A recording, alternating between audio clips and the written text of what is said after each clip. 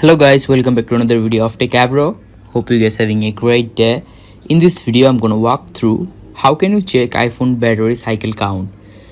So guys, to check the battery cycle count on your iPhone, you can use the built-in analytics data.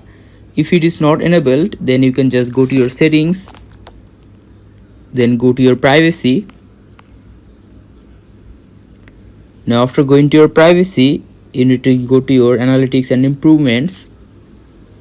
Scroll down, click on it, and here you can see the first option, share iPhone and watch analytics. If it is turned on, then click on analytics data, click on here. Now you need to select the most recent data, and after selecting the most recent data, you need to copy the whole of it.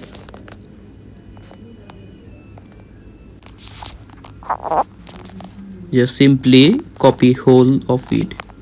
Just copying this much, click on copy, go back, go to your notes. Now for a new note, just paste it, and after that click the top right, this three dot icon, click on find in note, this option. Now just search for cycle count.